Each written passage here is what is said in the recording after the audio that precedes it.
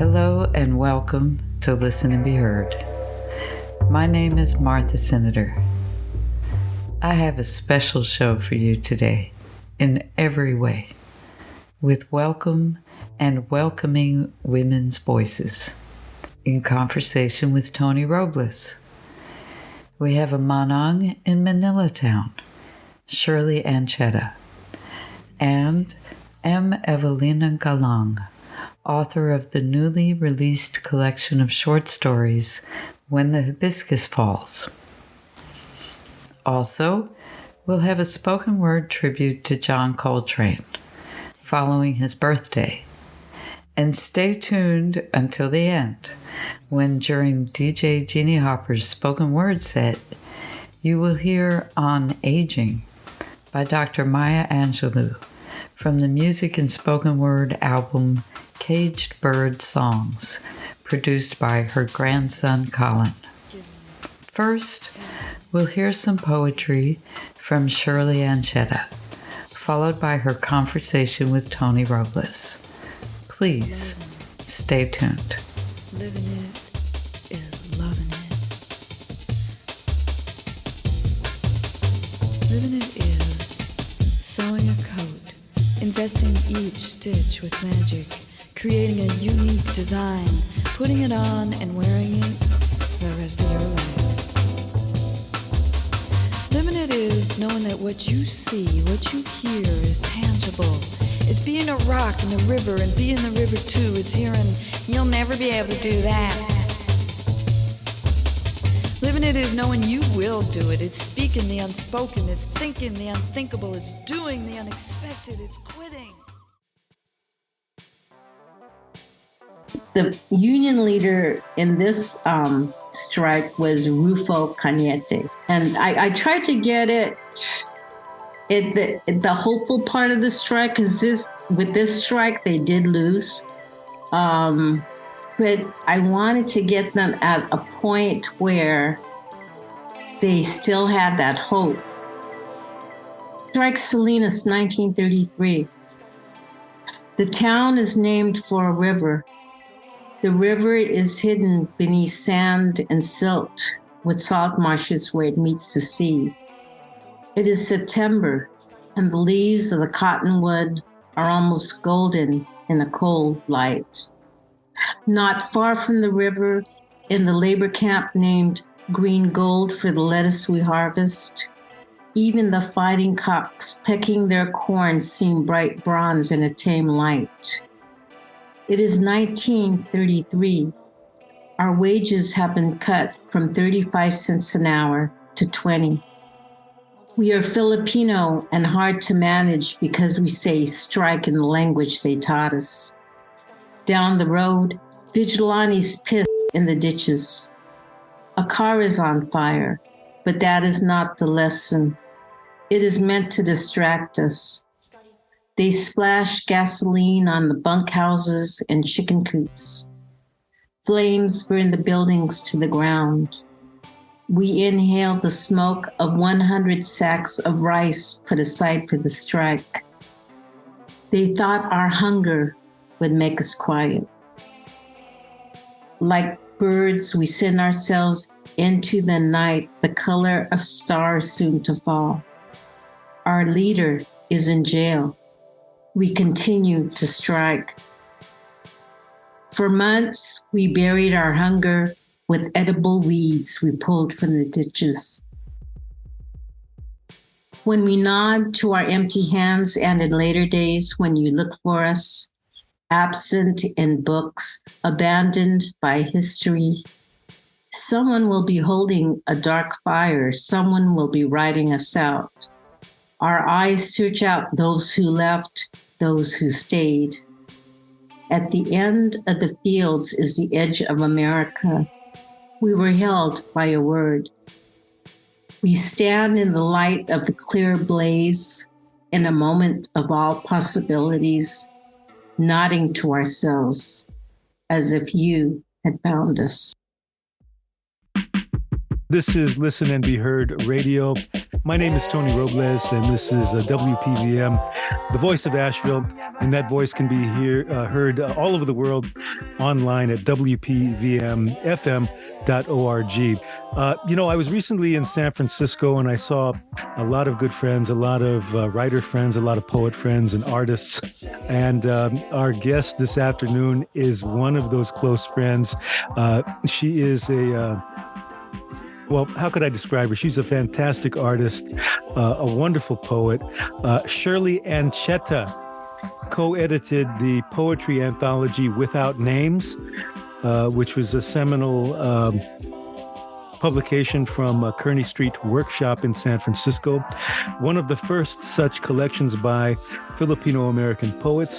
Her work has appeared in numerous magazines and anthologies, including Bamboo Ridge, which is based in Hawaii, Quarry West, and Premonitions, the Kaya, that's Kaya, Kaya Anthology of Asian North American Poetry.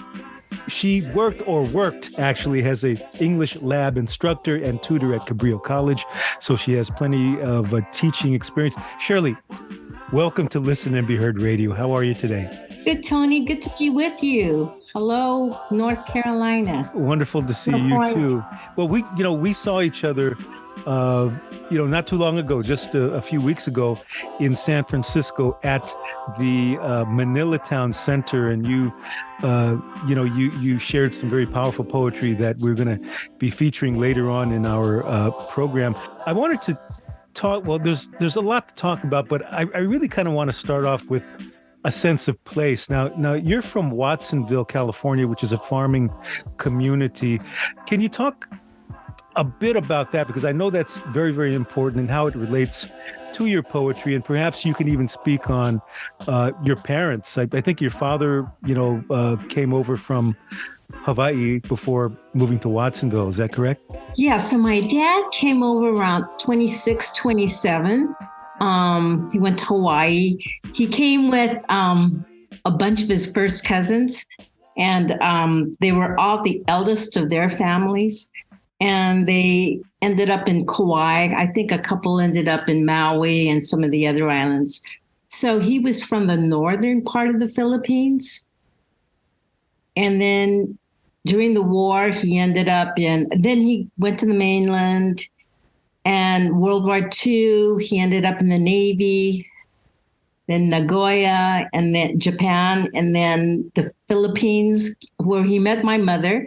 She was on vacation. She was a yaya or a nanny in Manila, but she came from the same village. So then they got together, and he brought her back as a war bride. And she ended up in Salinas. She never saw her mother again. So she left at the age of 22, never saw her mother again. They ended up in San Francisco for a while, and then Salinas. I was actually born in Salinas, and then we moved to Mountain View, where my dad was doing road construction. My mother had been the camp cook in the labor camp, so she did the cooking for the boys.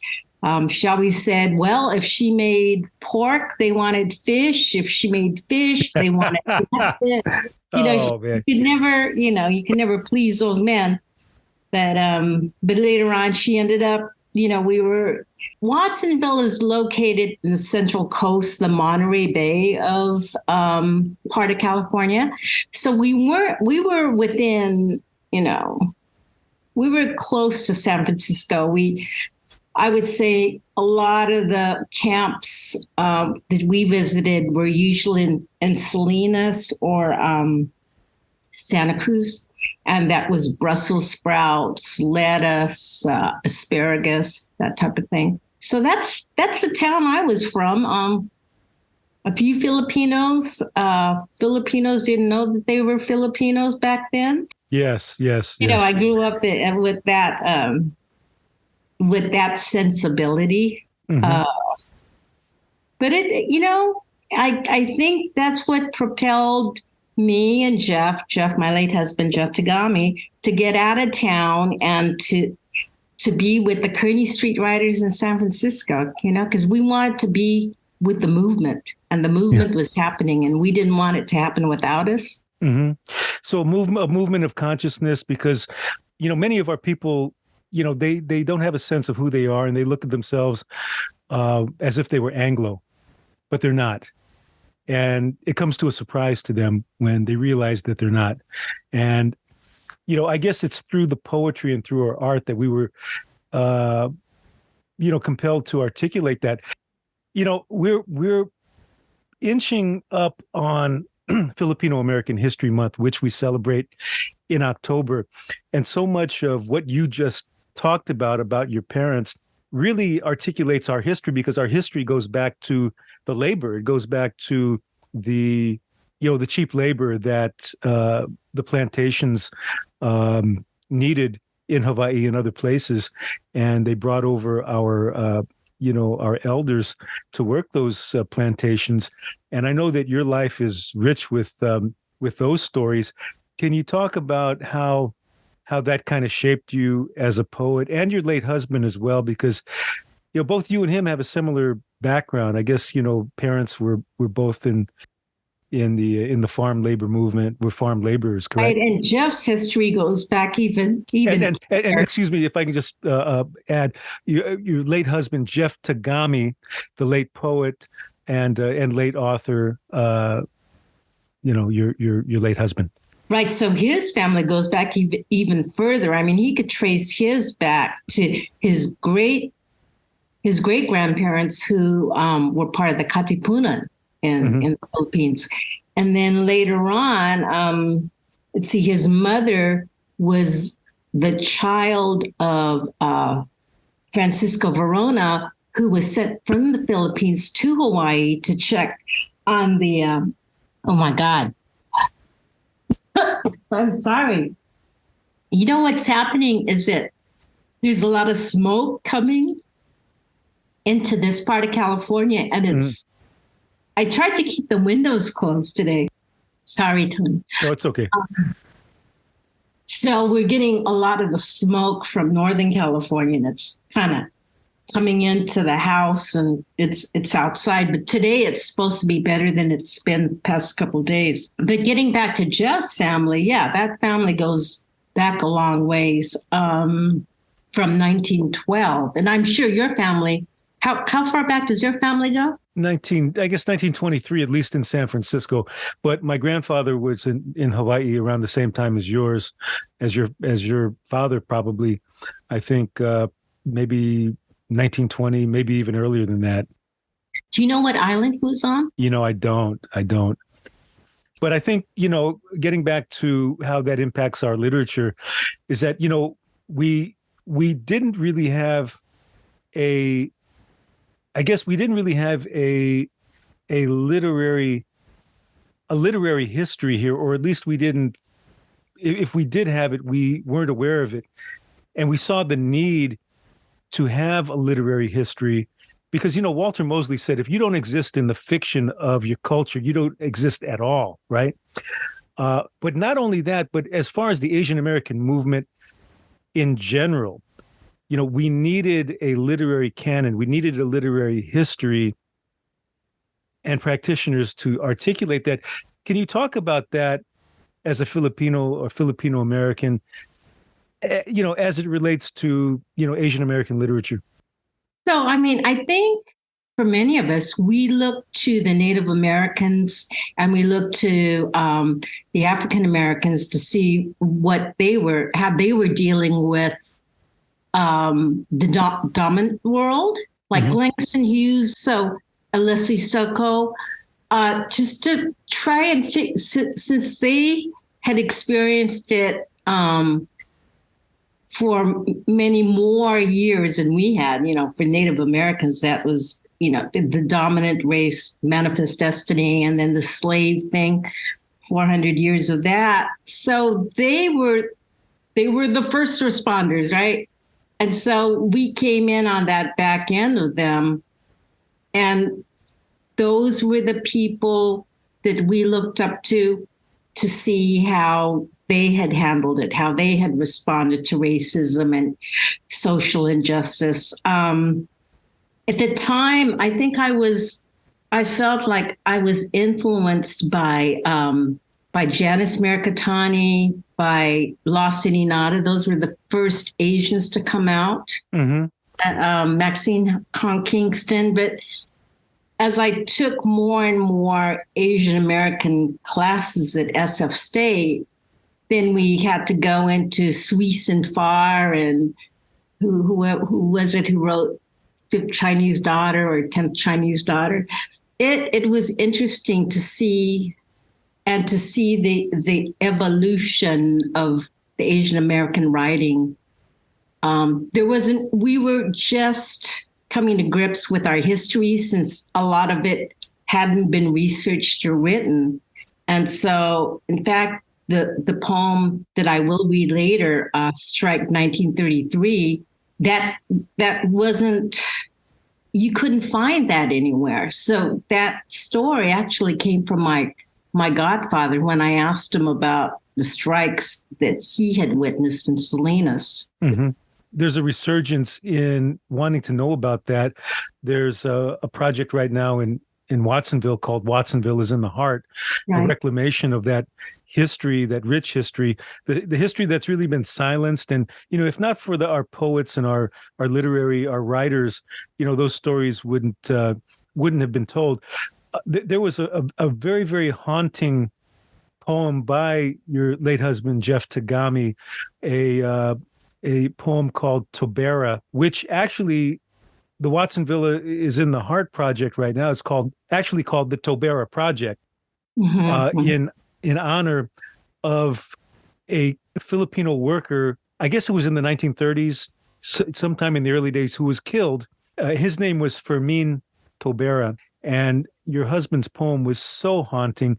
Can you talk about that poem and his process in getting that down? What kind of emotional roller coaster, or what the process was for Jeff when he undertook that poem? Right. So our first Asian American history class was at Carrillo College, and it was taught by Sandy Leiden, a white historian, but he was real good. And so at that point, we learned about the history in our area and the history of the Filipinos coming in through Hawaii. So that story about Fermin Tobera, a laborer who was 22, there were the Watsonville riots going on at that time, and he was sleeping in his bunkhouse at the moment that the shots came through. The white people were really angered by the fact that Filipino men were going to the taxi dance halls and dancing with white and Mexican women, because even then Mexican women were considered white women. So it was like they didn't want the Filipino guys dancing with anybody, and they didn't want them in their town anymore. So there were the riots. That night Fermin Tobera died, some high schoolers, they shot into the bunkhouse and it hit his heart. And he died right in his bed. That labor camp is no longer there. But that story, he was the first Filipino to die in that way.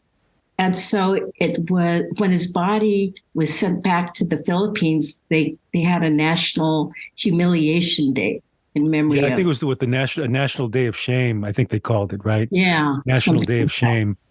And I guess the whole it was predicated upon the hatred that these Filipinos were taking white people's jobs. Mm-hmm.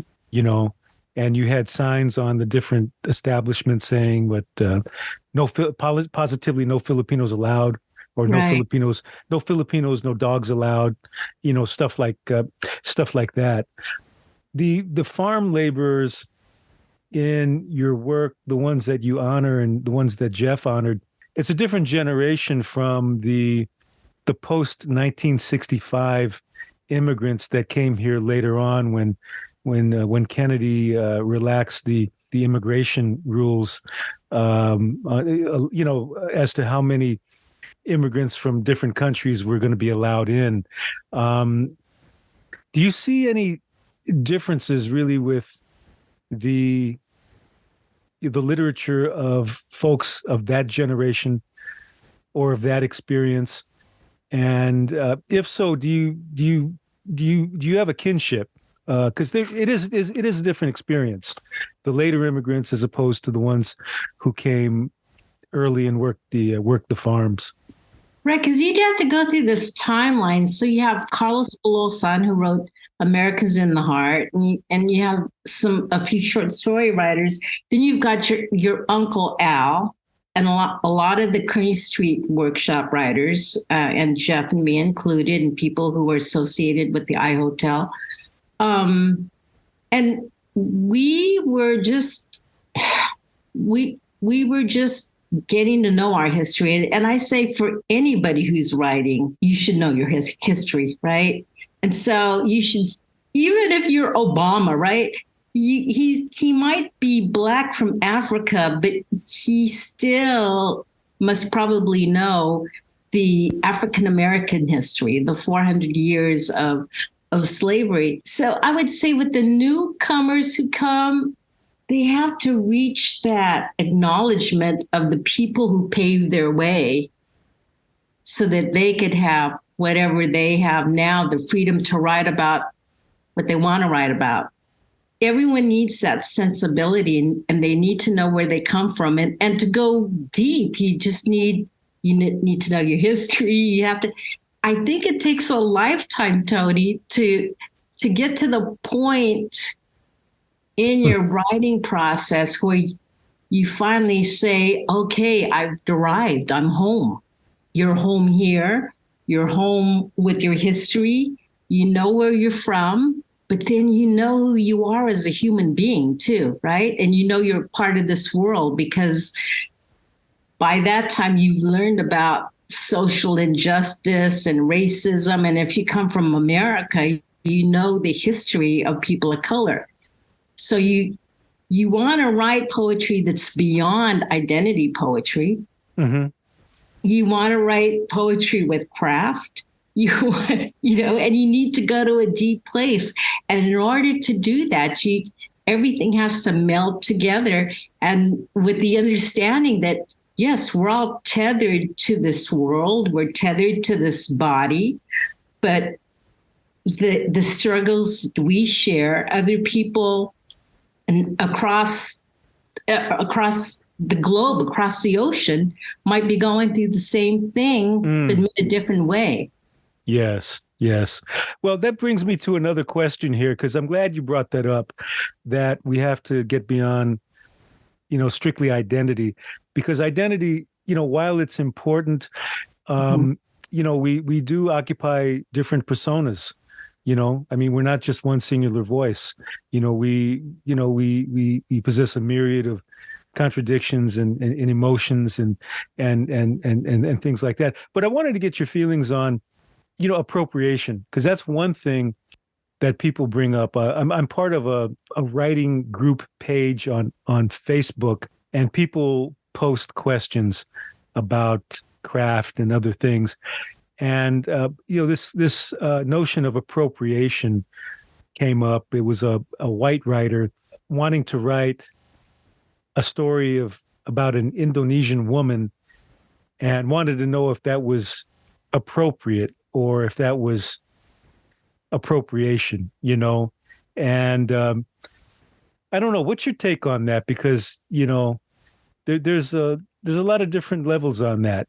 There are, because, if that would be like me trying to write Black poetry or trying to, when I have my own history to worry about, right? Or for me to write Native American stuff. I can write about it on a certain level, but as a Filipino American woman, that's who I am. And I'm not going to be talking about myself in that way as I write a poem, because it's already part of the process. So appropriation, that's for somebody else to worry about, to think about, well, am I appropriating? You probably, that if that person is not writing about themselves, if they're trying to write in an authoritative discourse about a different culture, then, oh yeah, you're appropriating. But I could have a line about a Palestinian kid who falls down dead, but that's not appropriating. I'm just making the audience aware that something else is happening in the world. It's something very much like what's happening here with police murders, as opposed to Israeli troops killing kids on that side. So yeah. I wouldn't call that appropriation. If people just have to get it, and if they don't, someone's going to call them on it. Yeah, I mean, you open yourself up to that discourse. I mean, with appropriation, to me, it's almost like, the analogy I always kind of go back to is, do you have the right to tell that story? Is that your story to tell? Because, it's not as if our stories are in the sales rack at Pier 1 Imports and you can just walk in and pull it off the rack and claim it as your own. You might be able to enjoy it or whatever, but it's not really yours. It's like you can't just pull it off the rack at cost plus. I think there has to be some respect, and I think it is cultural because if you're of a certain culture, you're going to understand. But I guess we could go on and on about that. Tell us about the literary community, because I know you made a lot of good friends. You mentioned somebody that I have great admiration for, Lawson Fusao Inada, who wrote the seminal work Legends from Camp, which is a touchstone for me. I always go back to that. But talk about the closeness of that community of writers. You guys started something called BayPaw, right? Which was a group of Filipino writers from the San Francisco Bay Area.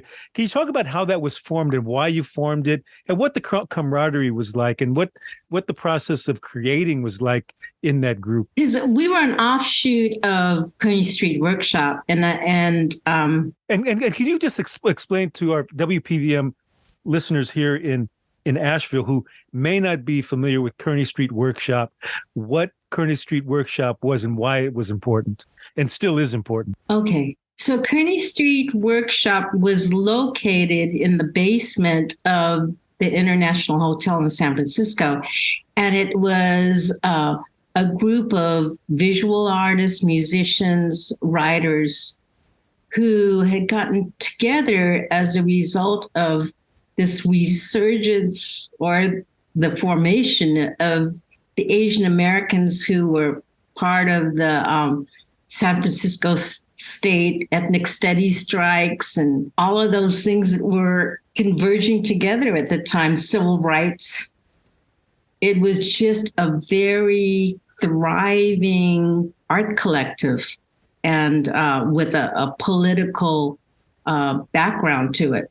Now, the Filipinos, what year was that? I want to say the 80s. Then we got together and we formed the Filipino American one. So there was Oscar Peñaranda, Lisa Kia, Al Robles, Jaime Jacinto, Jeff, myself, Virginia Sereno. And we would get together usually at my house or our flat in the Avenues, and we'd have food, we'd have wine, and we'd blow our poetry to each other. It wasn't, critical, I think you ought to do this to that. If you wanted to do that, you'd go take a class somewhere. So this was a very supportive collective. And then we do poetry readings together. And we ended up doing that book, Without Names, in 1985 is when that came out. And that was a collection of Filipino American poets that was published by Kearney Street Workshop. This is WPVM LP 103.7 in Asheville, North Carolina, and WPVMFM.org worldwide. My name is Martha Senator, and the show is Listen and Be Heard. Tell us about why that name Without Names was named Without Names. Okay, so Without Names is one of Jeff's poems. They were going to name it something else. We didn't even have a name that came up for our group, So while I was out one day, at a meeting, they decided that the Bay Area writers should be called Sarita or something else. It was a Filipino word, but as Filipino Americans, I for one, I didn't agree. I thought, well, you have Liwanag, which you want to use a Filipino word and everything else. But our history is right here. We're Asian Americans, so let's use a word that we're all familiar with. So yeah, we went back and forth, and we finally came up with something that was more like Jeff's poem, Without Names. And because we couldn't agree on anything about names, we called it Without Names. Well, and that's very important because, you mentioned Liwanag, which Liwanag is a Filipino word that means light. And that was probably the first anthology of Filipino American literature in the United States, meaning that it was a collection that articulated the Filipino American experience as it related to our lives here in the United States, much like the celebration that we have next month, Filipino American History Month, where we celebrate and we honor the history of Filipinos in the United States. A lot of people get it wrong. They say Filipino Heritage Month, Filipino Cultural Month. No, it's Filipino American History Month because our history is very much tied into American history. We've been here for a long time. I think the first Filipinos came here, landed in Morro Bay as part of the Mexican or the galleon trade between Spain and Acapulco. I think it was 1587, if I'm not mistaken. 1587, and that was before.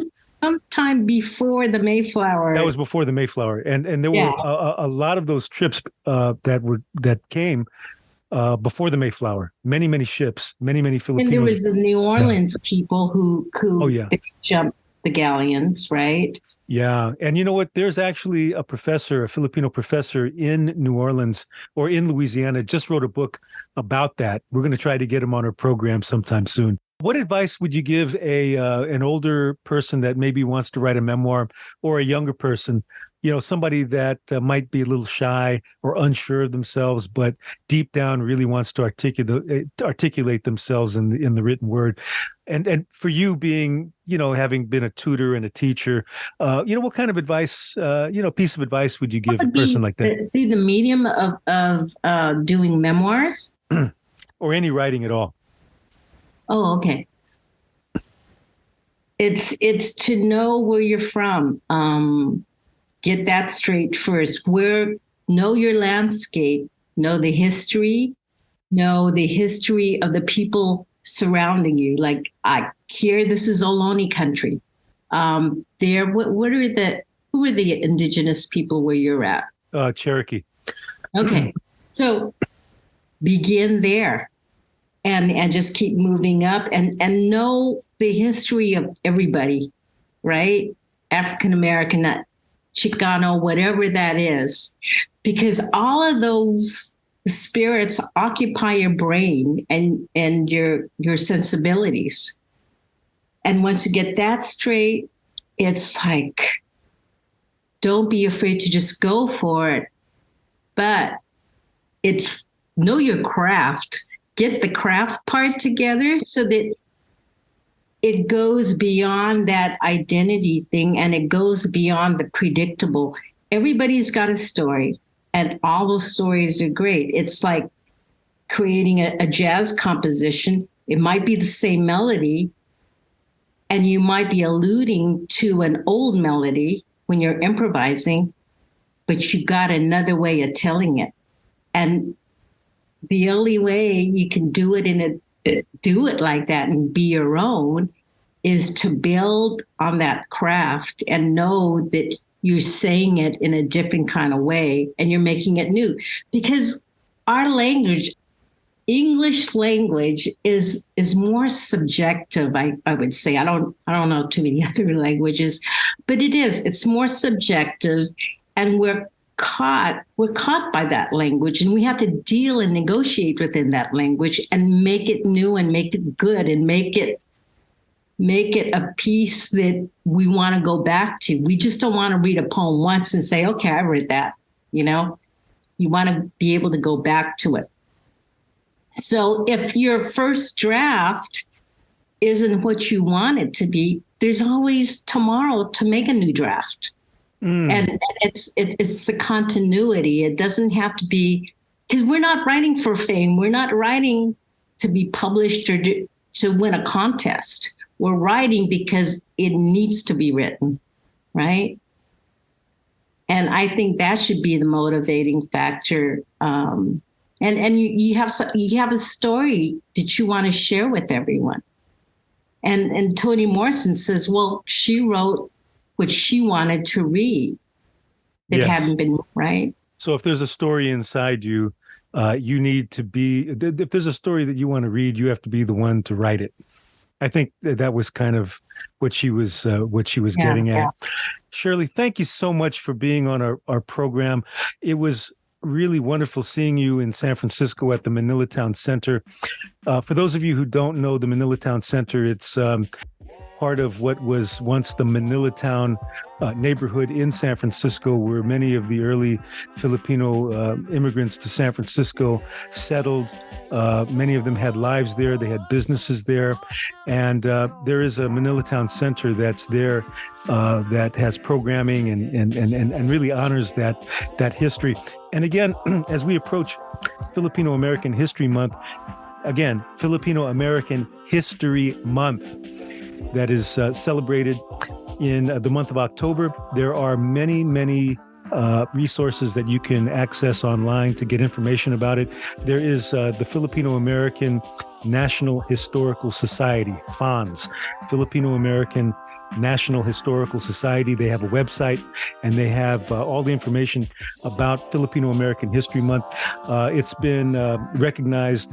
I think they had I think the Georgia State Legislature officially recognized it last year, or perhaps a year before last. Again, Shirley, Watsonville is in the heart. They have an interview with you online. If you go to, Watsonville,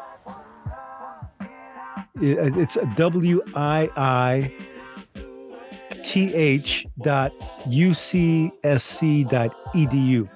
Again, wiith.ucsc.edu. And this interview was done by Dr. Stephen McKay, and it's a whole history about your family and your background and Filipino-American literary movement and so on and so forth. Shirley, once again, thank you so much. Much love to you. And do you have any last parting thoughts for our listening audience here at Listen and Be Heard Radio? Live your life. Life is short.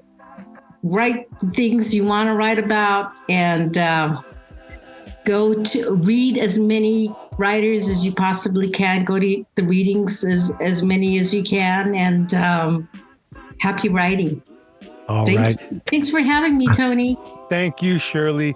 And once again, this is Listen and Be Heard Radio on WPVM FM, the voice of Asheville. And that voice is heard worldwide on the web, WPVMFM.org. And right now, we're going to toss it back to the studio. And Martha. Thanks, Tony, for that informative and inspirational interview.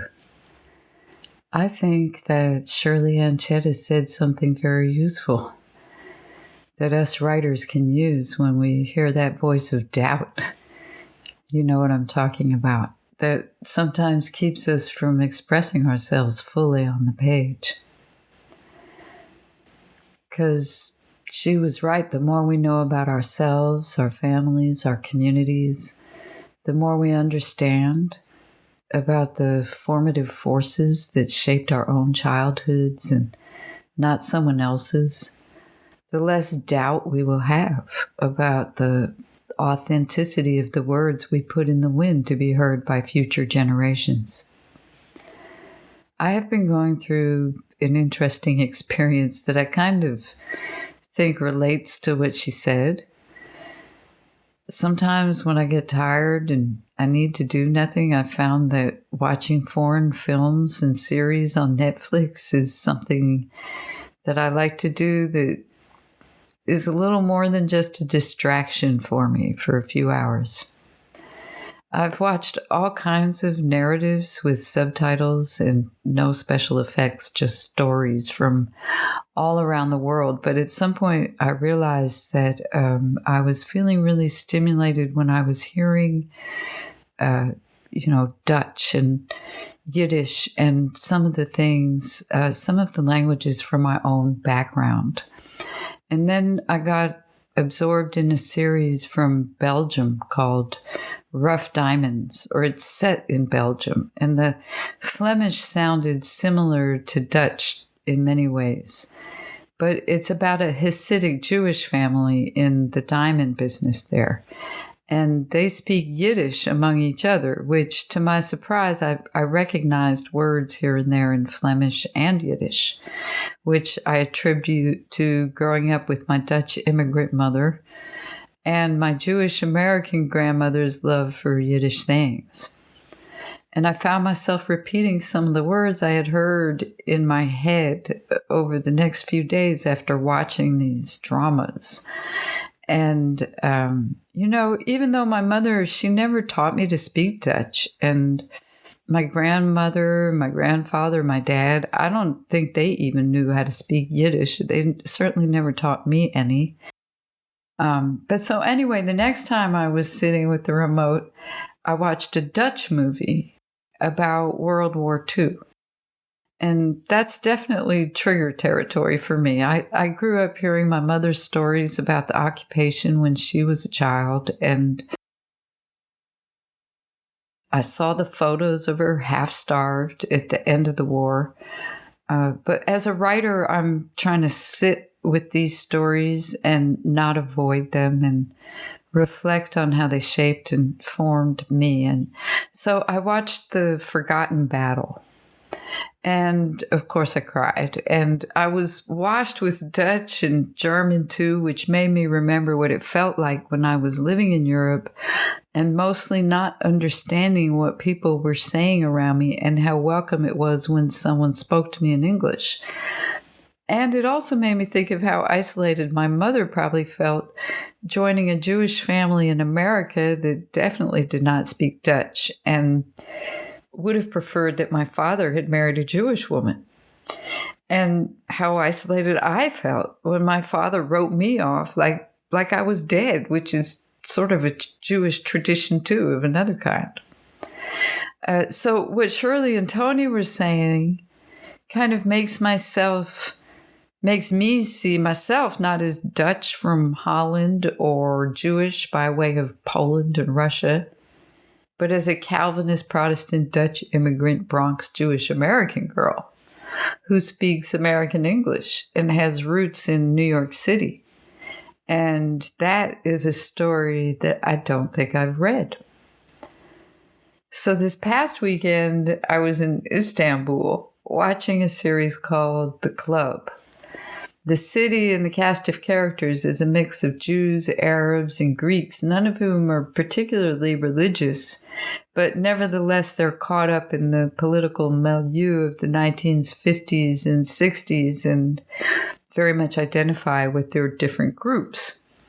And I'm not sure why I find it so stimulating to hear all these foreign languages, or why I delight when I hear a word that I understand, or why I'm repeating these words in my head days later, because I'm not going to become a linguist at this late date or even learn Dutch or Yiddish or Polish, but I will still open my ears and my heart to my ancestors around the globe. So let's listen to another poem by Shirley Ancheta, and then we'll move on to hear a tribute to John Coltrane, inspired by Tony's recent visit to the place of Coltrane's birth on the occasion of his birthday.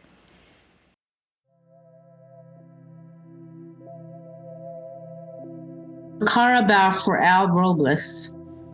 I had felt them too, the water buffalo. They come from far, unlighted fields. They lead us out of our city streets into the sleeping blue of water, all of us crossing together. Inside their curved horns, voices whisper us back from our wanderings. On Kearney Street, we are far from the lettuce fields, the cockfights, the blood of the pig. And still farther, trapped in memory, comes the arrival of workers' boats, of cane fields waking in the arms of dark men.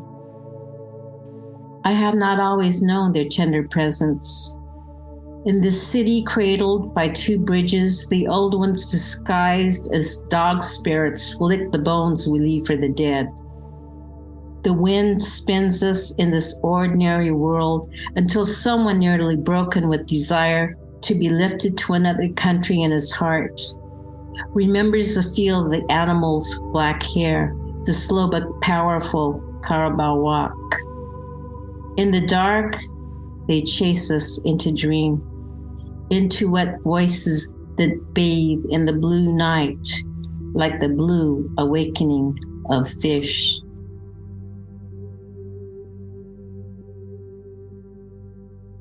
Hey, this is Tony Robles. I'm in Hamlet, North Carolina, and it is September 24th, 2023.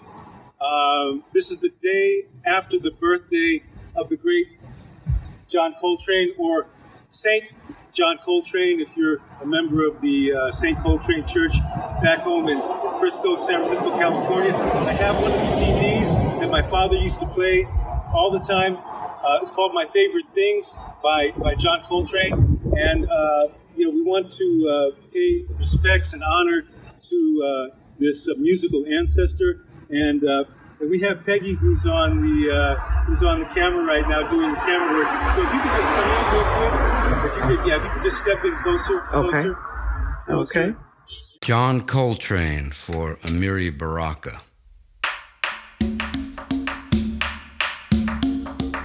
John Coltrane, a bitter wind blows through a love supreme, and people are still waiting for the ascension with their eyes closed, teeth clenched, and fingers crossed.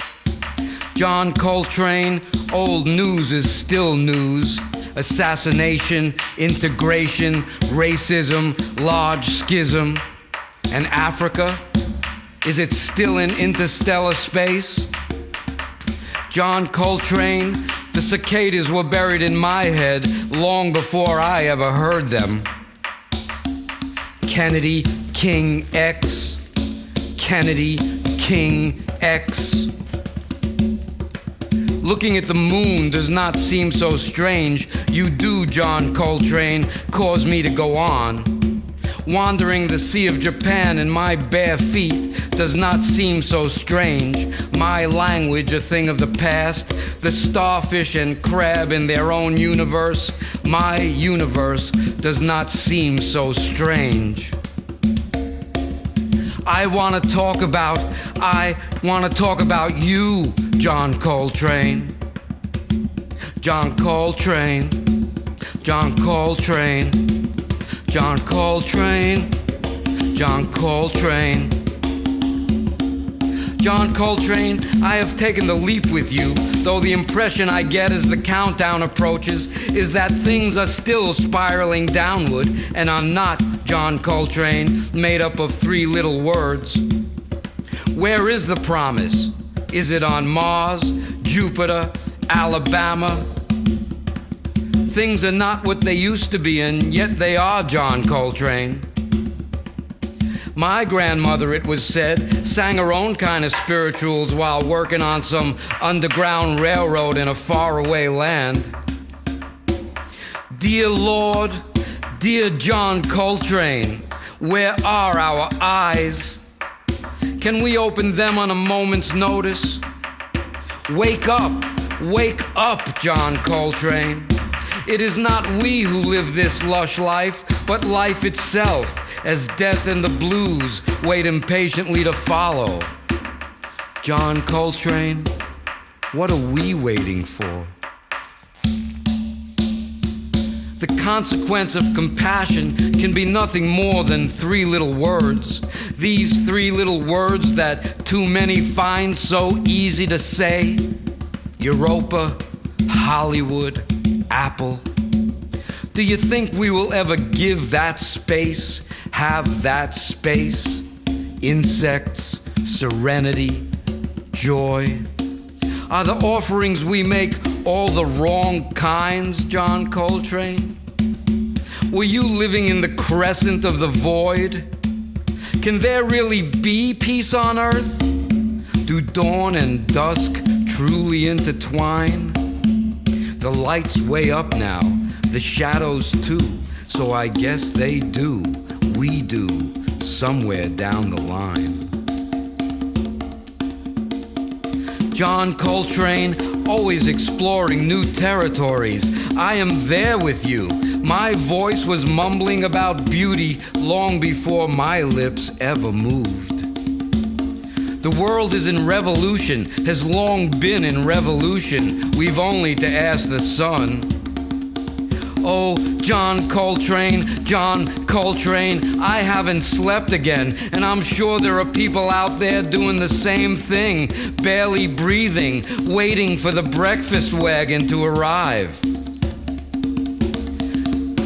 The air is electric with a new season. Another drought has passed, another hurricane. I'm still here, though the cicada's time has ended. John Coltrane, some creatures suffer so long for what seems so little. Is there really a grand design? What does a diamond prove? John Coltrane, the world is a dangerous place full of Windex and fax machines, women washing windows on windy days, comrades serving coffee on clear mornings with the movement through the trees, the realest music there is.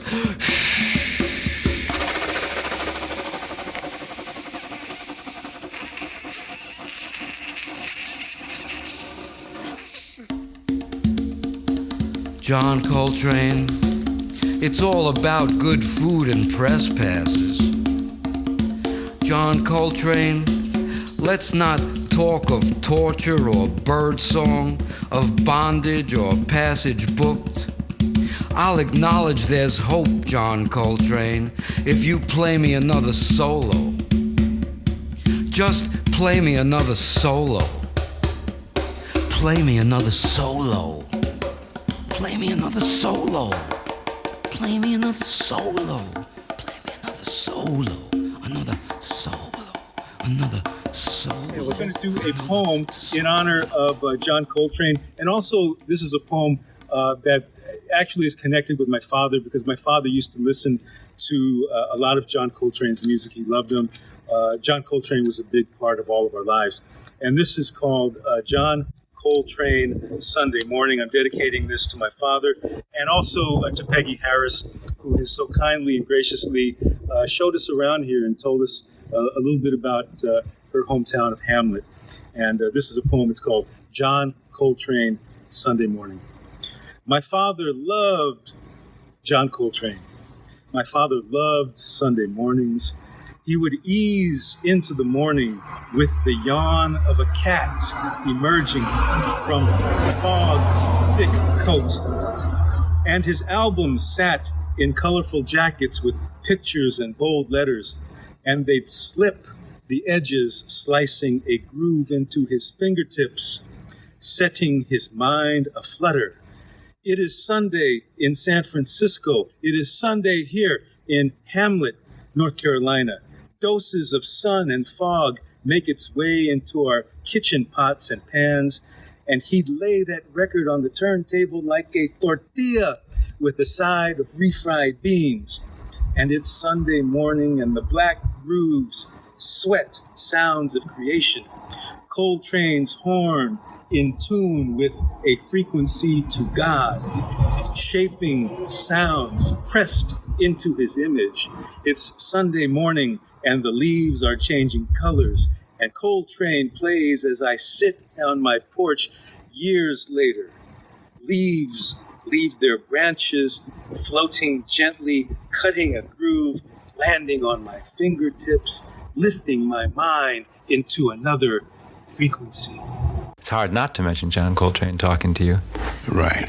Yeah, I understand. That's, of course, that was a major period in my life, my association with John. I mean, some people, still feel as though that, whenever they hear me or they think of John immediately, and basically, I think that I'm very proud of my association with the John Coltrane Quartet, but I have to continue, you know.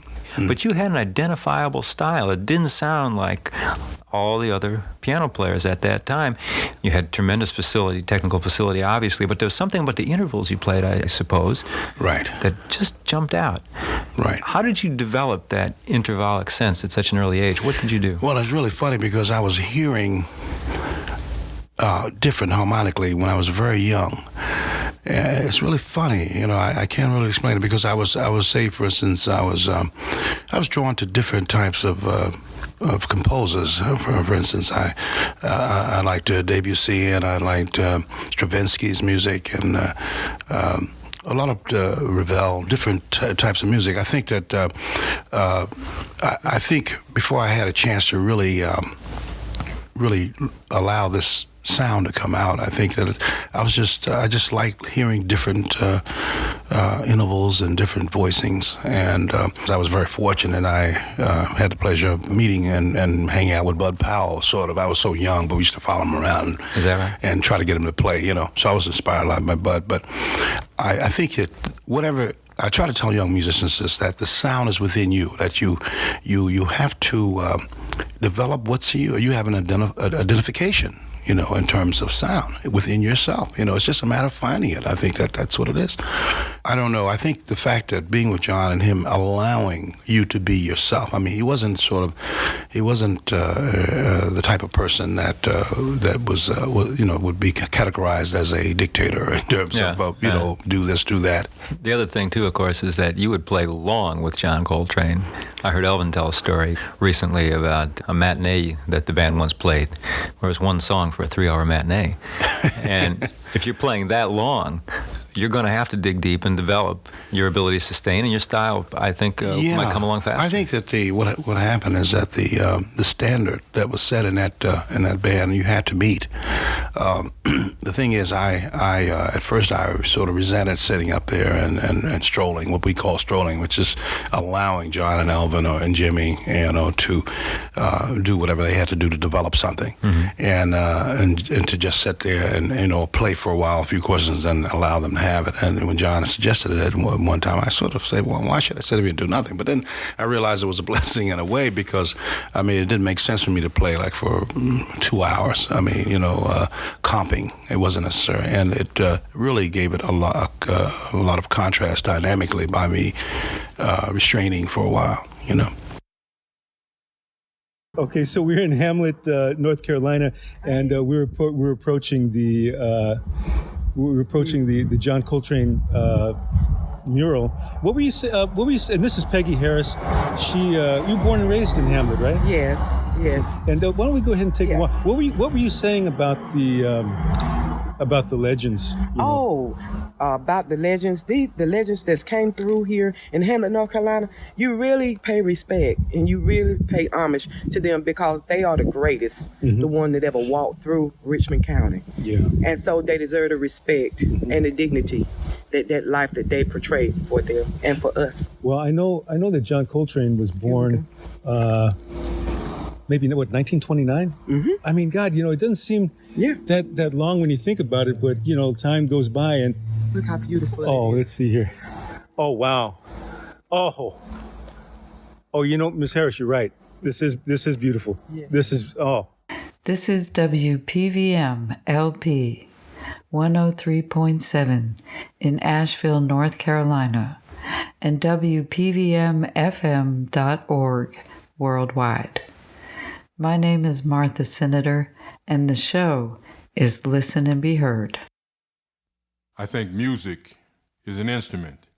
It can create the initial thought patterns that can change the thinking of people. John Coltrane.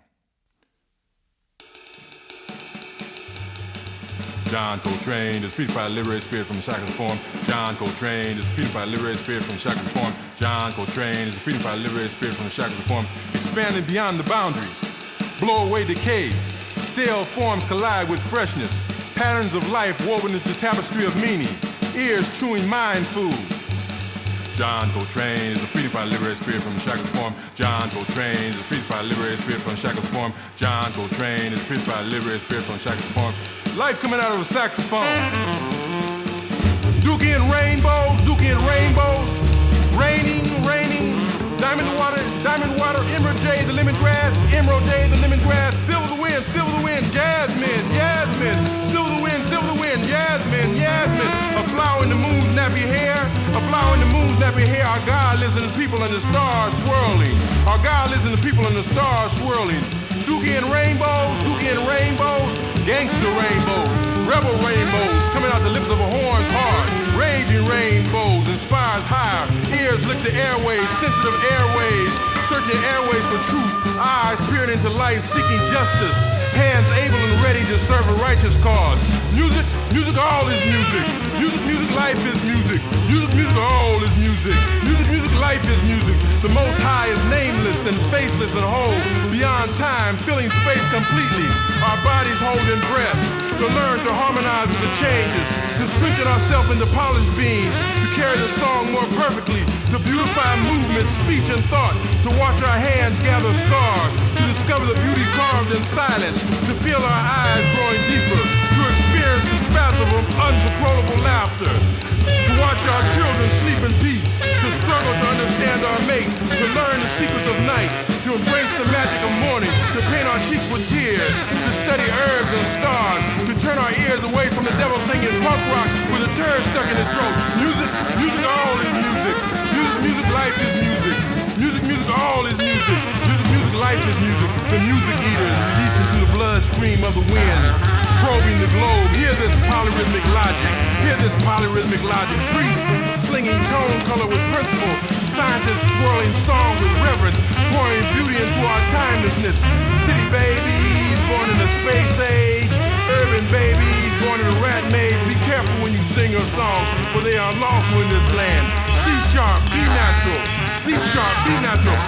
Music, all is music. B sharp, C natural. B sharp, C natural. Music, all is music. C sharp, be natural. C sharp, be natural. Music, all is music. The sternness of spirit, erected in the light of unchangeable law. The courage to work on self, to make monuments of self.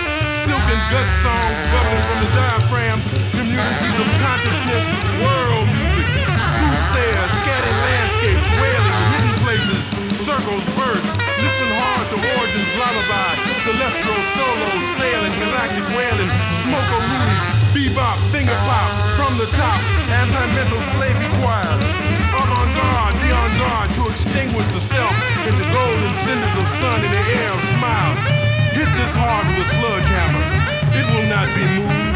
It stands firm in rainbows and heritage, nappy and fertile, of descendants of diehards on the ascension, becoming whole notes, not 16th notes, not 8th notes, becoming whole notes, not quarter notes, not half notes, becoming whole notes. The silent roars, majestic praise for listeners, pouring beauty into our open ears. Life is a saxophone, playing a sacred song, rapture uphold the eyes, a cosmic view, a love supreme, magic music, shining warriors dance, leaping shooting star, fire-leap prancing sun, rescue those lost in mirrors and stuck in bubblegum, wash the mind with music fresh as piss from a brand new baby's bladder, translate the nectar of scholars, pondering the universe into music infants understand. Let us see the world that clearly, let us know the world that well. It's a matter of believing, beyond believing, knowing. It's a matter of seeing the future materialize as we see it. It's a matter of organizing the raw material of life into images as we will them, not wish them to be. It's a matter of motion, a matter of discipline and sweat, a matter of developing the human potential in ourselves and others as we organize our space. We organize our life as we organize our space. We organize our life. The motion is the music.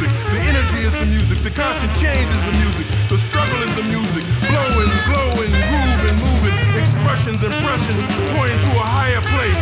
Break the silly staleness, the loud farts, the sound pollution, the lies.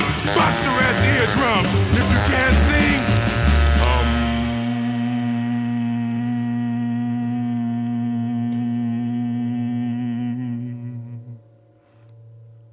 John Coltrane is a freedom by liberated spirit from the shackles of form. John Coltrane is a freedom by liberated spirit from the shackles of form. John Coltrane is a freedom by liberated spirit from the shackles of form. John Coltrane is a freedom by liberated spirit from the shackles of form.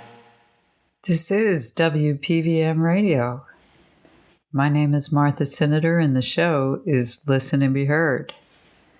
You heard Tony Robles in Hamlet, North Carolina, birthplace of John Coltrane, and Steve Dalashinsky, accompanied by David Amram, reading John Coltrane for Amiri Baraka from a CD called David Amram Poetry Jam. Ben Sidran in conversation with McCoy Tyner on the CD Talking Jazz Singles. And Kamal Daoud, Liberator of the Spirit for John Coltrane on Leimert Park. I'm going to bring to your attention now Evelina Galang, reading her account of the creation story from her collection When the Hibiscus Falls.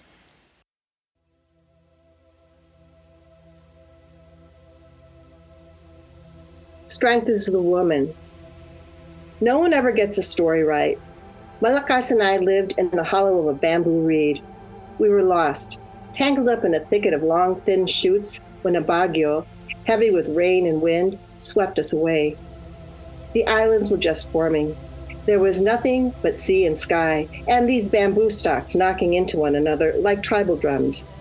During the monsoon, the bamboo circled us, swallowed us up whole. Malakas said he'd find a way to get us out, but all he did was whine. He was cramped, he was hungry, he had to relieve himself, he could not see for the dark. But we could hear the ocean beating on our bamboo pole. We could hear wind sweeping across the sky. We could hear the cries of prehistoric birds caterwauling like it was lost too. Malakas wept, bathed me in his tears. We drifted in the current, spinning like a compass, never settling on a direction. We were always moving. I liked the dark. I liked the cool shade. I liked the lull of the tide. I found it soothing. And the silence that came when he slept was so peaceful. My body fit right next to his, and if he just learned to relax, we could have been like that together forever. My arms stretched high above our heads, fingers poking out the end of the bamboo like leaves, wet when it rained, warm, in the sun, salty. Most days, I closed my eyes and I breathed. I used to meditate a lot back then, and if I listened very carefully, I could almost hear a flute-like melody swirling around us. Why aren't you freaking out, he wanted to know. Over what? It is what it is, just chill. And then the bird flew past us, heard Malakas say, "Anybody out there? Help." "Hush," I told him. "Breathe," I said. "Relax." And he kept yelling, like the world was on fire. And so the bird swooped down and kissed the tips of my fingers, cawed. "We're stuck. We're hungry. We can't breathe." "Quiet," I told Malakas. That's when the bird struck the reed, slashed the bamboo right in half, and there we were, naked, brown, thin from the narrow bamboo. "You are beautiful," said the bird, reaching its wing to touch me. I gave him the evil eye, and the bird, perched on the edge of the bamboo, lost his balance just as the sea rose and swallowed him up. "No, you stupid bird," Malakas said. "She is strong." And that was the beginning of everything.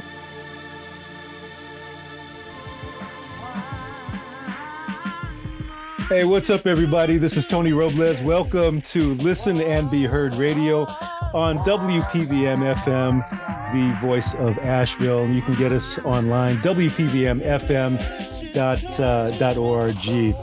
Today, we have a wonderful guest who has written a wonderful book of short stories. A lot of what we do here is, we get into the heads of writers, but we also ask them about craft and what kind of makes them tick, how they have navigated their way towards writing, what their inspirations are, and so on. Evelina Galang is a wonderful writer, and she has a wonderful new book. I love the title and I love the cover. It's called When the Hibiscus Falls. Evelina Galang is the daughter of Filipino-American immigrants who first came to the United States in the mid-1950s. Born in Harrisburg, Pennsylvania, she is the eldest of 6. By the time she was 12, she had moved to 7 cities.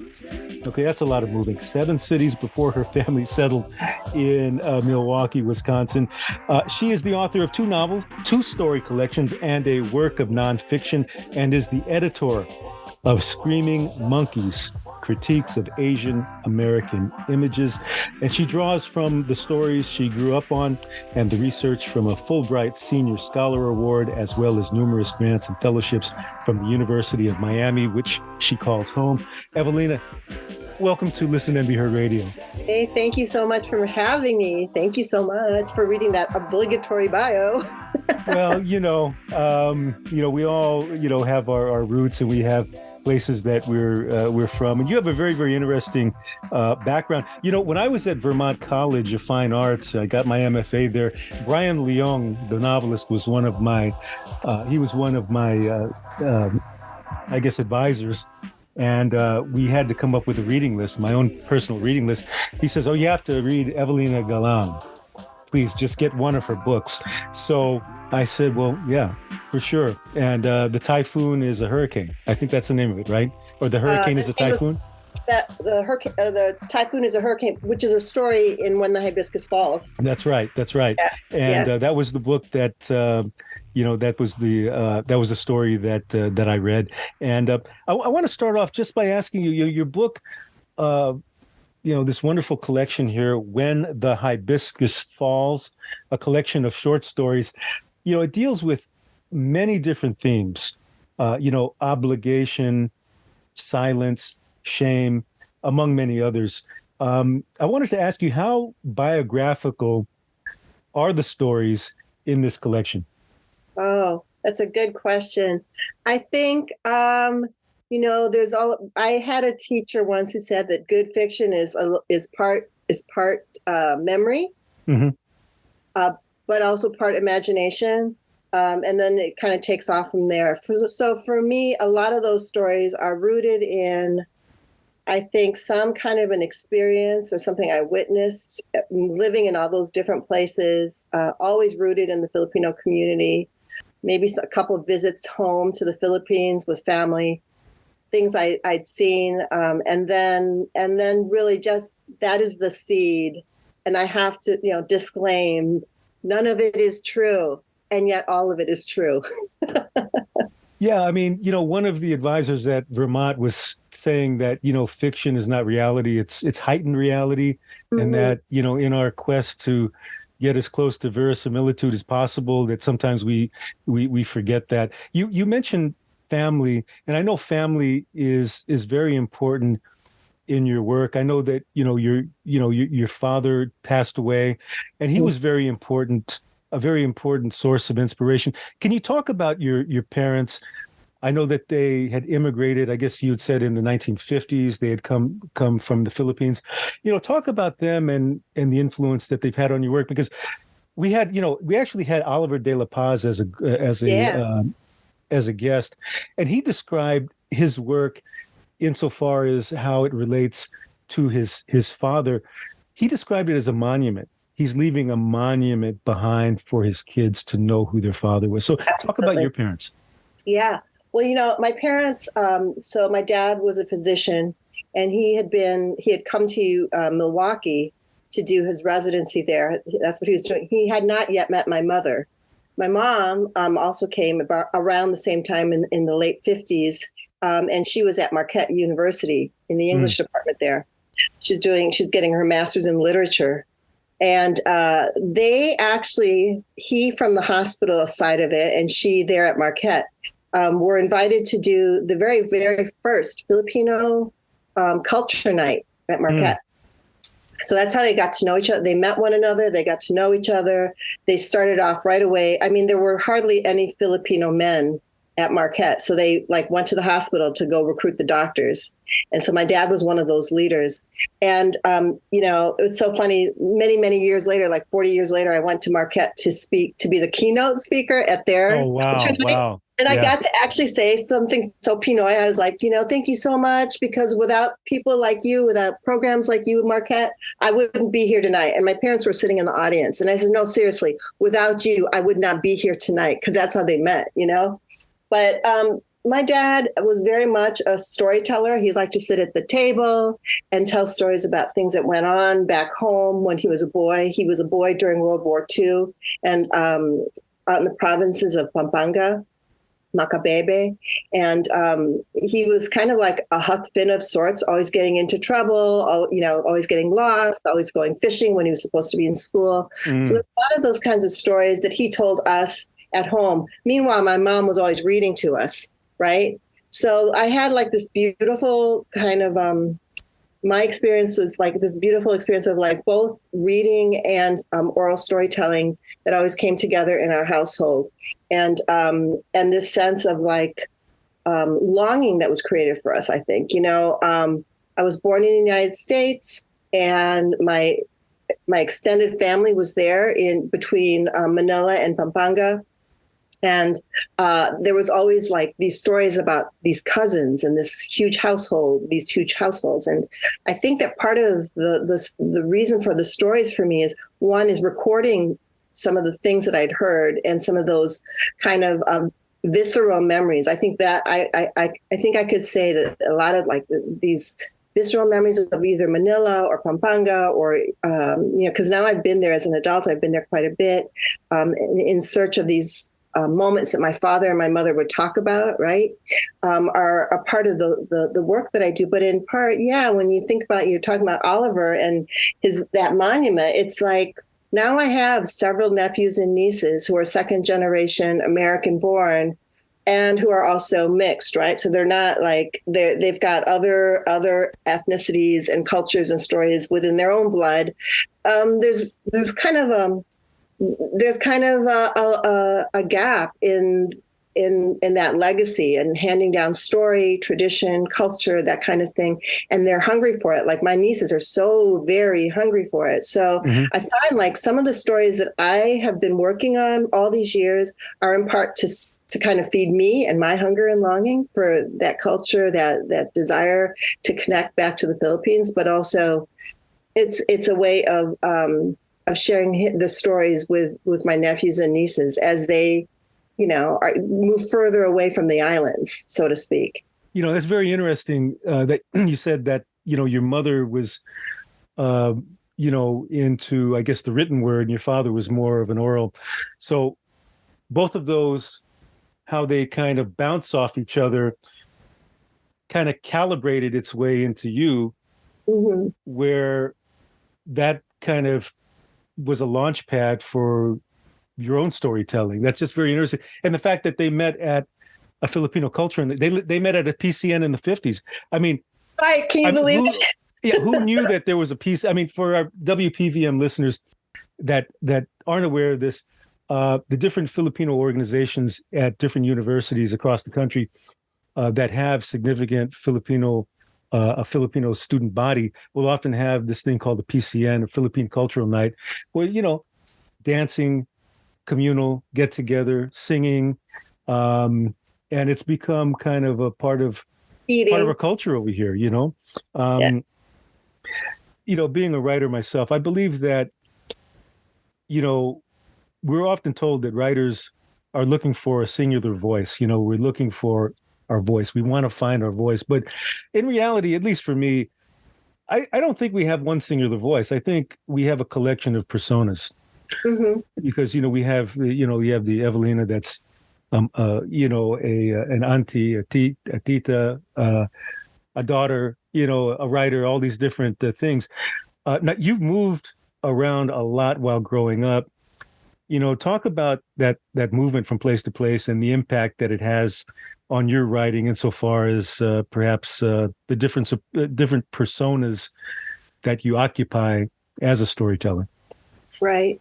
Well, I think that one of the things that, so those moves all happened before I was 12, and I think that what it meant was that I was always the new girl wherever we went. Mm-hmm. And then on top of that, the girl who came from the immigrant family, right, who came from a Filipino family, and the oldest, I'm the oldest of 6. Mm. So there was, for me, always introducing myself and always, and then at the same time, with all those different moves, my parents were very much community leaders. So I always looked to them because even though we were new to a community, there always seemed to be a lot of people in our house, mm-hmm. And there was always something that they were organizing, trying to make the kind of the general community aware of their presence and sort of the contributions they could offer if the doors were open. Yes. You know what I'm saying? So there, I was always watching that. And then I think there's something about being firstborn where you're always like, starting new things for everybody. I mean, you're the firstborn child, you're the first in the school, you're the first Filipina. I can't tell you how many times I've been the first Filipina American somewhere, whether it's in the classroom or it's teaching or it's, whatever it is. So, I mean, I think, for me, all of that plays into this gathering of stories that within me, and then this need to kind of tell it. Because growing up, it's interesting that you talk about creating lists for your MFA program. I had to do the same thing in 1993. And guess what? I couldn't come up with 10 Filipino American writers back in that day. I could only come up with a small handful, and you probably could say them with me. It's like Bienvenido Santos, Carlos Bulasan, right? And Jessica Hagedorn, Ninoshka Rosca. I mean, Peter Bacho, and then I was like, oh, I needed 10. I could only come up with 5. And then I started to fill that in with Filipino writers from the Philippines. So that, so that was how I got my list. And then even the Filipino American writers were not American born. They were all, they all immigrated here. So their experiences were really different than mine. And their stories are really different than mine. Yeah, and their reasons for writing are different than mine. And guess what? That also meant that I was reading all these stories growing up because I was an avid reader that were not reflecting my story, which didn't stop me from reading, didn't stop me from loving literature, didn't stop me from wanting to write. But it took me a long minute when I started writing to realize that I should be writing my stories, because somewhere in the world they were telling me my stories weren't as important as other people's stories. Yes, yeah, and that's the kind of talking point or topic that comes up in the MFA program among BIPOC or students of color. Can you talk about your own, I guess, influences? I guess you couldn't find a lot of Filipino authors, but Filipino American History Month, is coming up, and I just remember Jose Antonio Vargas, who came to Asheville, and he did a presentation, at one of the events for, I think it was Pisca Legal Services. And, he was, he's a journalist, and somebody had asked him, I think at a Tea Party event of all things, why are there so many Filipinos here in the United States, as if that's a bad thing. And he said, well, sir, have you not heard of the Philippine-American War, and right. What he told the guy was, well, we're here because you were there, which I think, nobody really says that, but that's really kind of at the heart of that, Yeah. But can you talk about this wonderful book here, When the Hibiscus Falls? A lot of stories in here about about women that are struggling with, where they are in the world. They know where they are, but, sometimes where they aren't where they want to be, or they know that they should speak up about certain things, but they're kind of held back because of, various things. Can you speak on this and what the inspiration behind these short stories are? So, I actually feel like it's an interesting way of classifying them. I actually think the women in the stories are pretty strong women, and an original title would have been like the very first. At one time was this very short story at the very beginning of the book, which is called "Strength is the Woman," and what I was really interested in, and which is a subversion of the origin story of how man and woman came to be. Malakas and Maganda. But I think for me, many of those stories are about kind of the difficult situations that some women find themselves in. And all the women are either Filipino American or Filipino born in America, or in some cases, they're actually in the Philippines. Some of them are the surviving comfort women of World War II, the Lolas, as we affectionately call them. But many of the stories are about really how they navigate through the difficult spaces that they're placed in, and find like interesting and creative ways to assert their voice and to be the strong one in the household or in the community or whatever that is. And one of the things when the writing of this book was something that happened in a span of 10, sometimes maybe in a case like maybe 12 or 15 years, because the stories were written between the other projects that I was doing. Like I spent 20 years researching the Filipina comfort women of World War II. And then I was writing a novel, and, so there were these other things that were going on. And every now and then someone would say, can you contribute to this anthology? And I would say, I'm working on a novel. But then I'd write like what I call satellite stories that are on the side that are about minor characters in the larger work that I'm doing, or are dealing with similar topics of like that the women in the Lolas had to go through, but kind of ways of my doing research deeper into the collection. And then when I looked at the entire collection, I was like, what is going on in here, and what are some of the obsessions? And what I found, how can I make this book, rather than a book of just stories, like one body, right? Instead of just like these multiple stories. And what I found was like legacy was very much a part of the obsession that's here, and handing down these stories from woman to woman. So I think, and then I'm kind of playing too with like these myths that we are told, and sometimes not ever really taught here growing up in the United States, of like these mythological beginnings in the Philippines, and also a way to subvert them and see into the future, and to see, so some of the stories play with the future, some of them play with the past, and many of them are very much about right now. You mentioned that you did a lot of research.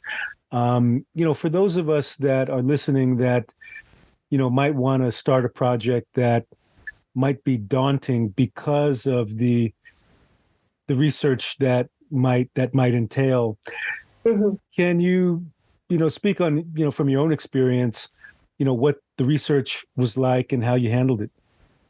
Wow.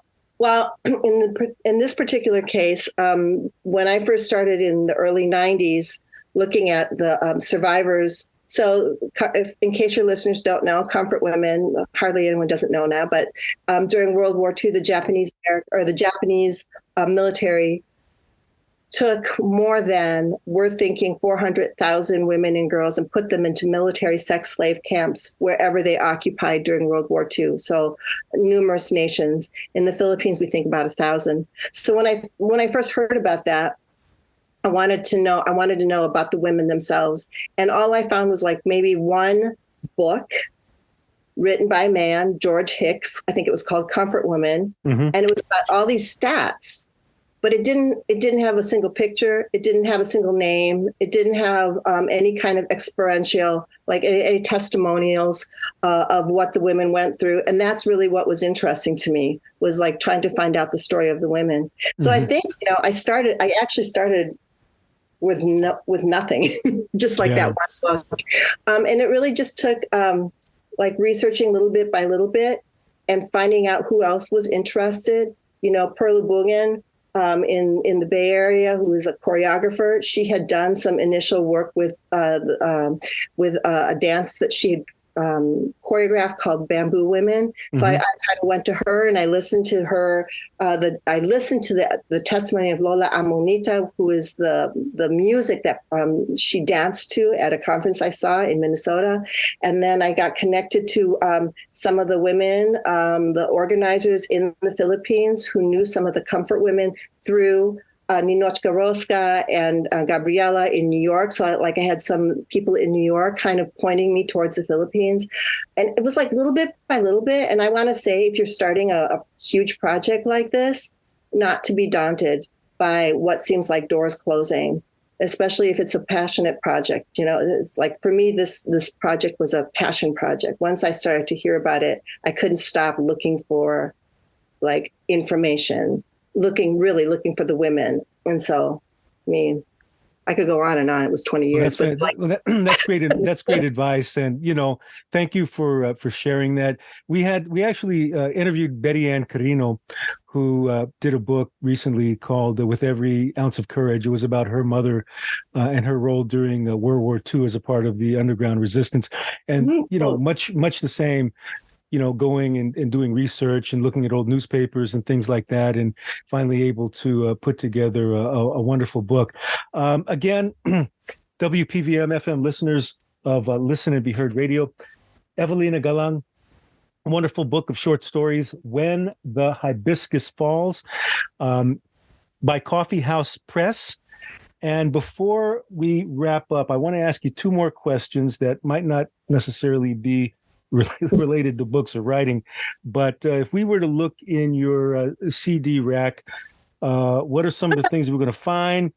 And if you had to isolate yourself, which we've been doing the last several years now, but if you had to isolate yourself in the house, and you had one or two books that you had to choose and you had to read only those, which one would you choose? God, those are hard questions. Do people still have CD racks? That's my question. Well, if you've downloaded, whatever. I'll tell you who I've downloaded recently. I've been listening to a lot of Grace Nono recently. Grace Nono, okay, yeah, I love her. Mm-hmm. So that would be someone. And then, for my birthday party, we just went back to the 70s and like did a playlist of anything from the 70s so that we could dance. That's what we did that. And then books that I would read over and over and over again. I love Maxine Hong Kingston's Woman Warrior. Mm-hmm. I read that a lot. I just got done teaching and I was really absorbed with James Baldwin's Going to Meet a Man story collection. Really, really powerful and devastating. I don't know. But these are books that I would always read over and over and over again. Yeah. Yeah. One of Baldwin's that I've read over and over again is a collection called The Cross of Redemption, because I love his essays as much as I love his fiction. His essays really kind of hit me. I can go over, every time I read it, I get something new out of it. But again, it is a pleasure. Evelina Galang, When the Hibiscus Falls. These are short stories, wonderful short stories, published by Coffee House Press.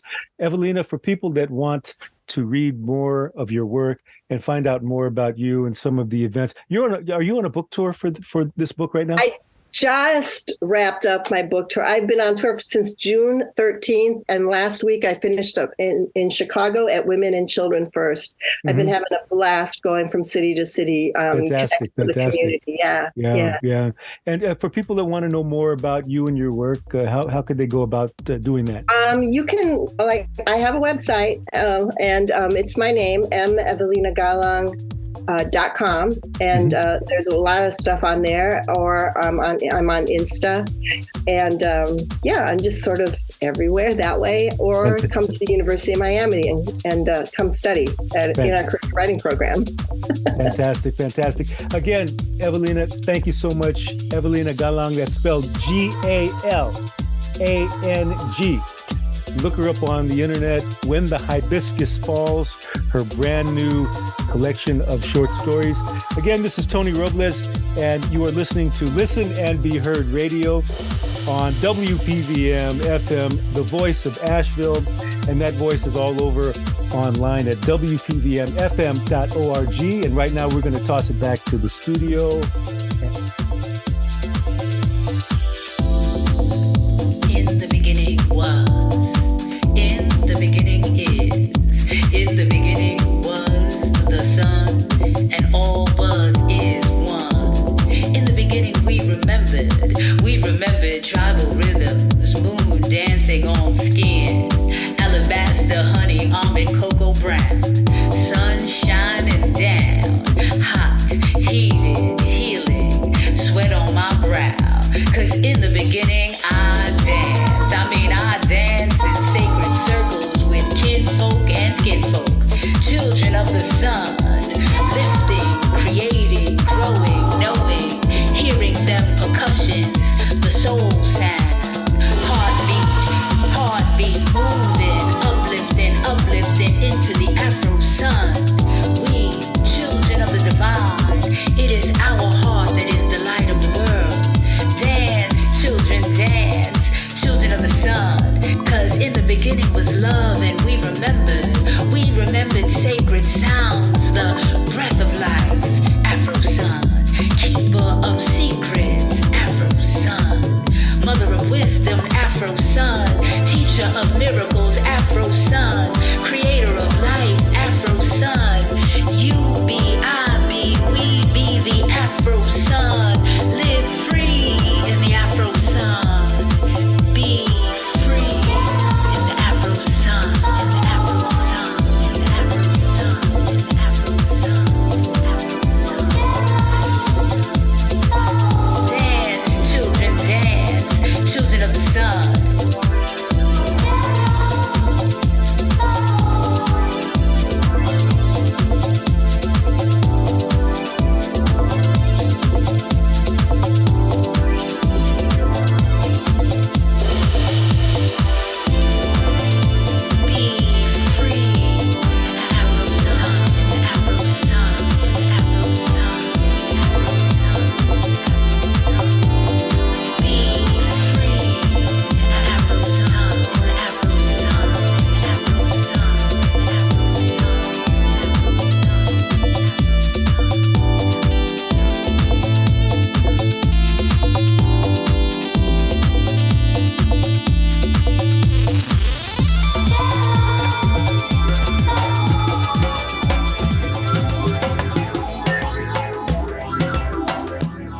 I know there's usually pain before the lesson.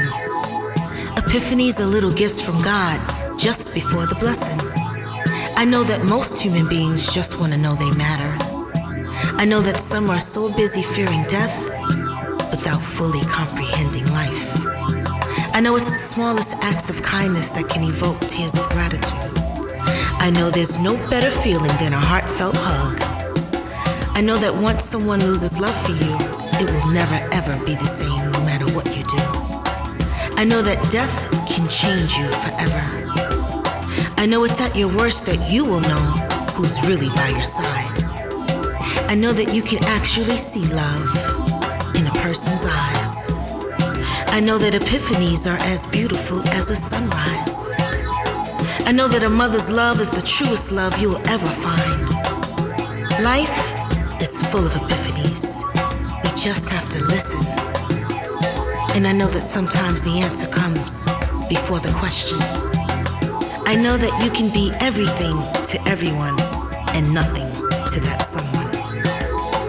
I know that you shouldn't have to chase love, it will find you when it's ready. I know that people will abuse their power and you if you let them. I know that when a man can't look you in the eye while making love, he doesn't see you in his future. I know when a woman is being loved correctly, she functions differently in the world. I know that epiphanies can help you hold on or let go, depending on the crossroad. I know that a lot can change in just 1 year. I know that epiphanies and blurred lines can't coexist. And that's where the beauty lies. Until an epiphany shows up, you got nothing. I know that tears are often just clear, salty drops of clarity that offer the truth we can no longer ignore. And that's what an epiphany is for. The eye-opener that dwells in the seat of the soul. And now I can see. Epiphany.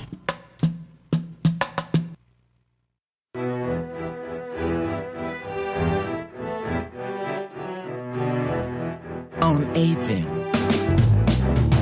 When you see me sitting quiet, like a sack left on the shelf, don't think I need your chattering. I'm listening to myself. Oh, stop, don't pity me. Oh, stop your sympathy. Understanding if you got it. Otherwise, I'll do without it. When my bones are stiff and aching and my feet won't climb the stair, I will only ask one favor. Don't bring me no rocking chair. I'm the same person I was back then. A little less hair, a little less chin, a lot less lungs, much less wind. But ain't I lucky I can still breathe in? So hold, stop, don't pity me. Hold, stop your sympathy. Understanding if you got it. Otherwise, I'll do without it. When you see me walking, stumbling, don't study and get it wrong. Cause tired don't mean lazy, and every goodbye ain't gone. I'm the same person I was back then. A little less hair, a little less chin, a lot less lungs, much less wind. But ain't I lucky I can still breathe in? So hold, stop, don't pity me. Hold, stop your sympathy. Understanding if you got it. Otherwise, I'll do without it.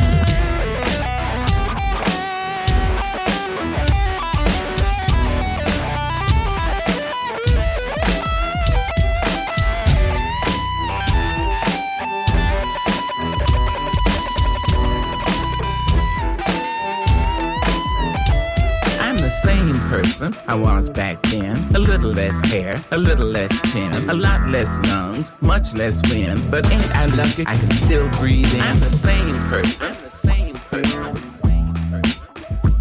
I'm the same person. I'm the same person. I'm the same person I was back then. A little less hair, a little less chin, a lot less lungs, much less wind. But ain't I lucky I can still breathe in? So hold, stop, don't pity me. Hold, stop your sympathy. Understanding if you got it. Otherwise, I'll do without it. Thank you, Lord.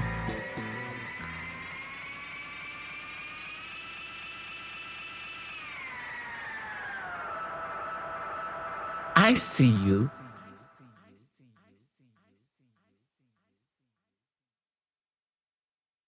Okay, I have to tell you that just really makes me smile. The unmistakable voice of Dr. Maya Angelou. It's a cut called, or call it a cut, call it a poem, call it advice from your elder on aging. From the music and spoken word album Caged Bird Songs, produced by Dr. Angelou's grandson, Colin. And according to DJ Jeannie Hopper, who provided me with this recording, she was excited about her streetwise commentary being presented in this way. Before that, we heard Epiphany by Janine Sugar Lyons, and it's the title track from her full-length album produced by Josh Milan and released on Honeycomb Music. And before that, we heard Afro Sun by Mickey Affleck featuring Ja Rain and released on Mickey Affleck's label Soul Sun Soul Music. And both of those collaborations evolved from New York's soulful house music scene, where messages in the music uplift and connect spirits on the dance floor. So you can look for more spoken word that also gets you up on your feet from DJ Jeannie Hopper in upcoming programs. And we've also been talking about these, a group called DJs for Climate Action Change. And we're going to be having a little conversation about what that's all about. It's pretty fascinating. They've recorded all kinds of wildlife, endangered species, and disseminated those sounds amongst DJs who have produced them in various ways in order to help spread the message, which we are also trying to do here at Listen and Be Heard, because climate change is real and we can do many things to help create a better future for our children.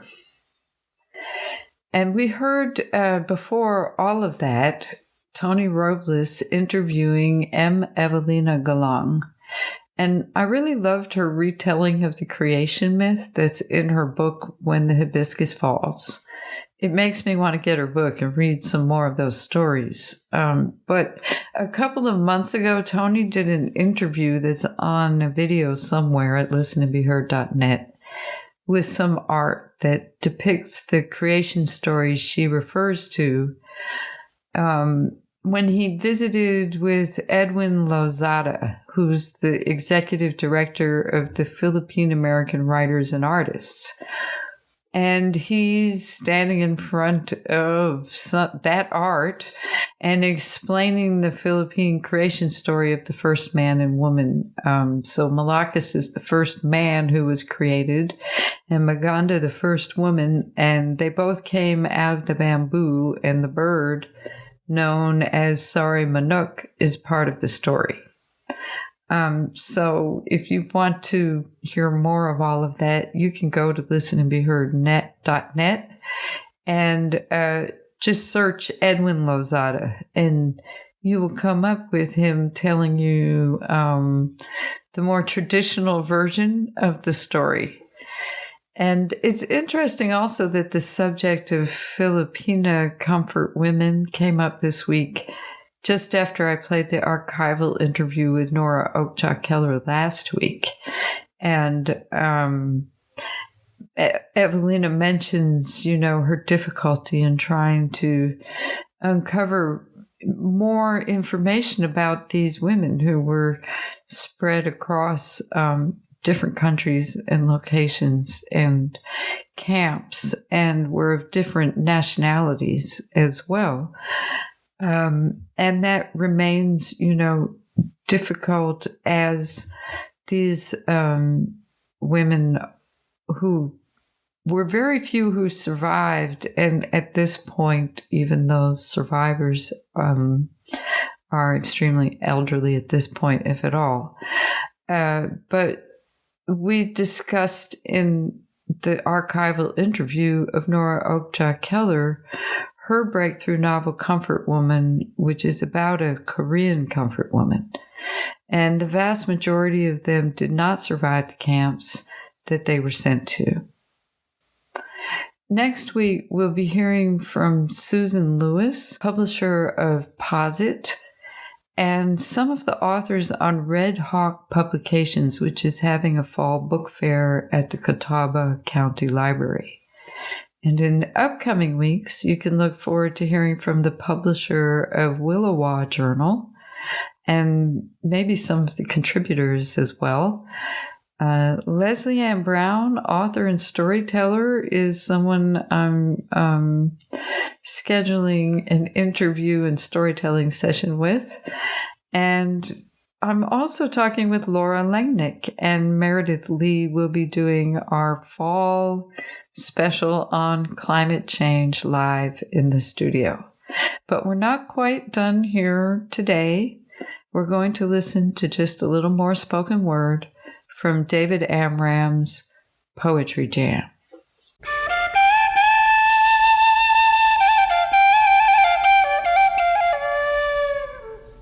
Ruby Glass is a violet girl. She sings in the sand. Her man watches her from his man eyes. She has been calling and calling, sleeping, waking, walking, becoming a very good waiting girl. He runs sand through his fingers, uninterrupted by the ripening. Soon she is asleep. His eyes are never quite the same until she rises.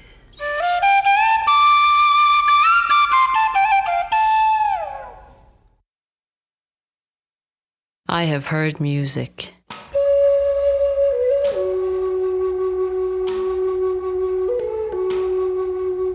When thistle and rose fade to milk white, the white of bone of soft shell crab,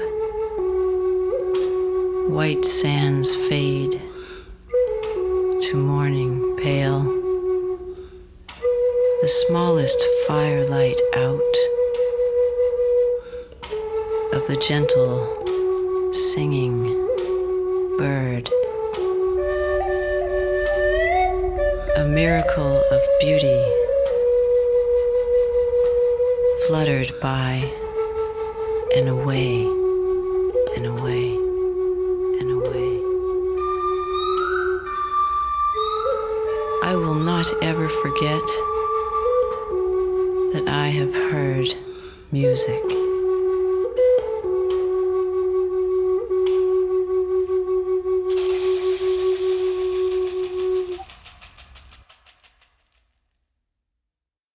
Written on April 8th, 1994 for Kurt Cobain. That was the voice of Casey Sear with David Amram. The first poem we heard was called Ruby Glass is a Violet Girl. And then I Have Heard Music. They're both from a CD called David Amram Poetry Jam, which features just two poets, Casey and the late Steve Dalachinsky, who we heard earlier reading John Coltrane, and who was a fixture on the Lower East Side and frequent visitor to a gathering of the tribes, also known as Steve Cannon's living room, which said living room was memorialized last year during the Whitney Biennial, where you could go sit on that very same couch in the museum and look at all the many flyers and books, of which some of my flyers and books, I'm honored to say, were among those assembled, as Steve was my mentor and my good friend, too, at a certain point in my life. Who am I? Martha Senator, and the show that you have been listening to for the last couple of hours is Listen and Be Heard. I want to thank Davine Dial, the station manager of WPVM Radio, for allowing us to listen and be heard on these airwaves here in Asheville, North Carolina. My co-producers are Tony Robles and DJ Jeannie Hopper. Music is contributed by J. Rodriguez Sierra, who you can visit at jrodriguezsierra.com or hit him up on Instagram at @jrodriguezsierra. Please visit us at listenandbeheard.net, where you will find the podcast version of this very same show archived going all the way back to the first episode. This is episode 29. And you will also find unedited video interviews, of which I'm a little bit behind posting, but I promise we'll catch up eventually, very soon, not, later, but sooner. And I want to encourage you to give us some feedback or volunteer to help us out. Maybe you want to post the videos for us. Maybe you want to help Tony in Hendersonville produce segments for the show, or you want to go around Greenville, South Carolina, where I am, and do some arts reporting, literary reporting. Talk to people. Get it listened to, be heard. So contact us, editor@listenandbeheard.net. Send your books and CDs care of WPVM FM, and you can look up the address and all of that at WPVMFM.org. I want to thank you for joining us for these past couple of hours, and for the opportunity to listen and to be heard.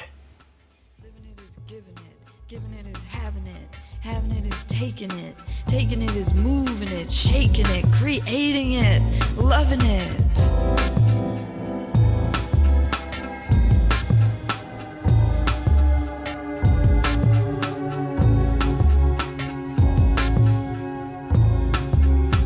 Living it is having nothing to lose and everything to gain. It's putting all of your charms and attributes, every single one of them, to good use. It's knowing the kindness of strangers and love for sale. Living it is knowing where to buy rice and beans in bulk. It's knowing herbs are cheaper than doctors. It's keeping it together when you're falling apart. It's writing poetry to ease a broken heart. Living it is knowing the stage, looking into bright lights, late nights, barroom fights, fantastic sights, inspiration,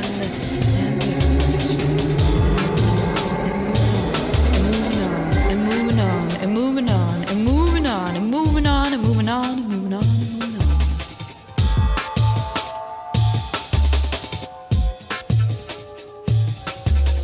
Because living it is giving it is having it to give. Having it to give is taking it, snatching it, moving it, shaking it, creating it, loving it.